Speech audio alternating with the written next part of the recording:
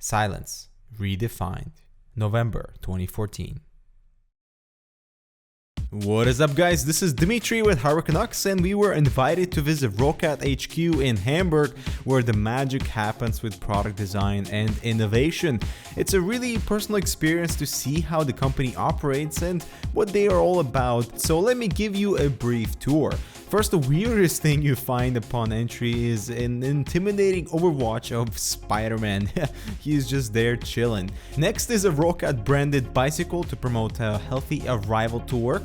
Nice. And so here where the magic happens, with their product literally forming shape, utilizing the same clay material as with car designs. This allows Roccat product designers to create and modify the ergonomics of the mouse, for example, with the ability to shave off and angle certain portions of the mouse until they're satisfied. This workshop is a crucial step in what we see from Roccat today.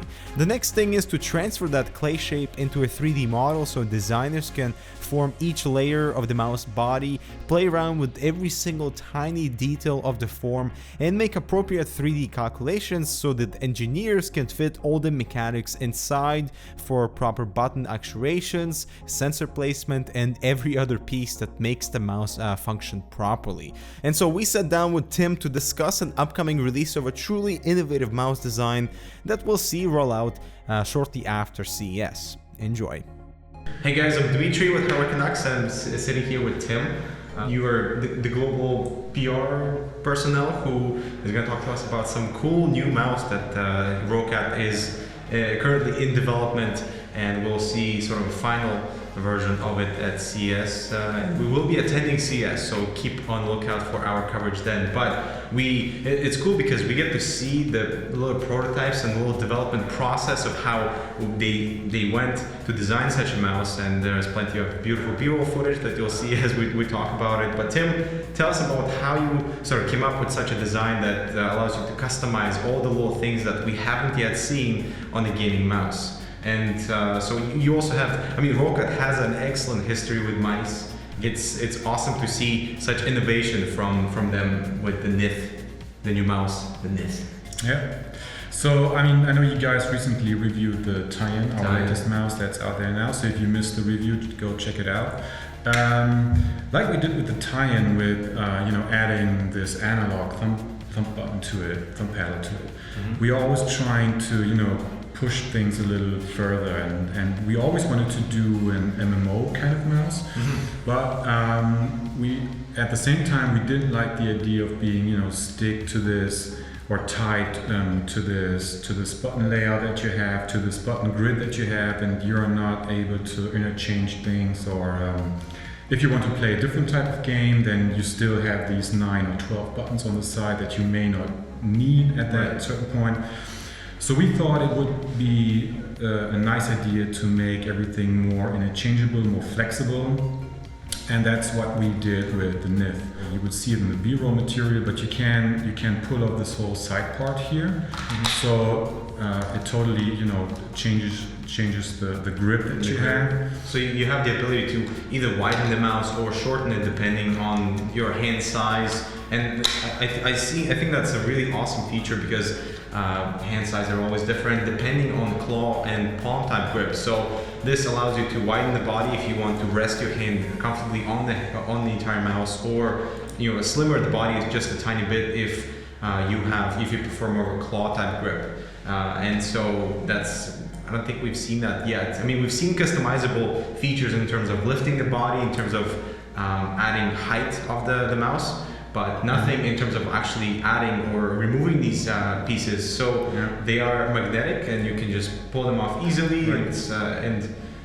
But still, it's very stiff and stable, so there's no wobbling around or something like that. Right, and that's one thing that I noticed as you change them up, there is no wobble. So once you place your hand, I was actually trying to push on it to see if the magnets would kind of give out, but the actual insertion point, it's long enough for it to actually be stable and doesn't contribute to any wobble. And that's a good part of the design process that you saw earlier, and that you guys also get to see in the B-roll material.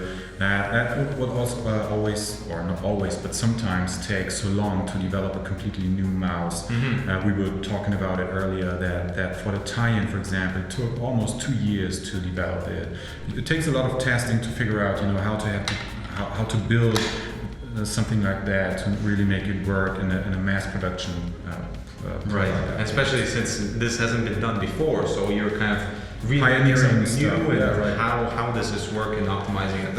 I'm sure we'll see companies following the same type of modularity in the gaming mouse. Yeah. So now talk to us about the side buttons. Right. So That's maybe the more important part. highlights. Yeah, exactly. So here you see a certain configuration that we pre-made, so to say. If in the standard configuration, you will have 12 single mouse buttons, but then what you can do, you have a release mechanism underneath here, and then all the buttons come out, and you have one slot for each button, and then you can build your own button grid, basically. Right. So if you are playing, like, yesterday, the latest World of Warcraft add-on was released. If you're getting back into MMO, put all your buttons in, have the perfect MMO mouse.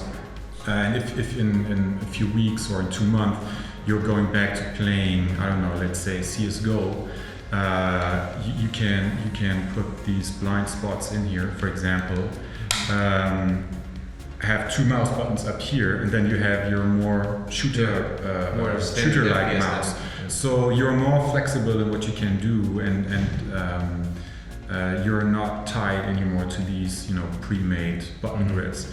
And once this is released, we will also give away 3D data. That means if you have access to a 3D printer, or if you can use a third-party service, you will also be able to print out your own buttons. Modular mouse, guys. Like 3D printing your own mouse caps. It's like the next level stuff. Aside from interchangeable actual switches for the primary buttons, this is a really innovative way to customize a mouse that is both MMO specific, FPS specific, user specific for the width. And actually using the mouse for the brief time that I've had with it, the actual buttons even the little ones have very specific and unique shape to each of them, so they're angled enough so you can recognize which button you're pressing, and they're not flat like on some mice where you can't really determine what you're pressing when your finger is. And also the ability to fill in the unused spots is awesome, because that way you can interchange based on what you're playing. So the new Nyth from Roccat, very exciting stuff, and we'll see the final product at CES. Very excited to see what and also other things that you potentially. I cannot share too many details, unfortunately, because we want to keep some of our secrets for the big show. But I can tell you that we will have the analog version of the XTD 5.1 stereo headset very close to a release at CES. So nice. I know that a lot of people are waiting for that, so stay tuned. Yeah, you can finally get ready. All right. Well, thanks Tim for going over the Nyth, the new modular mouse from Roccat. Stay tuned for our coverage on when it finally comes out at CES. Thanks for watching. We'll see you in the next one.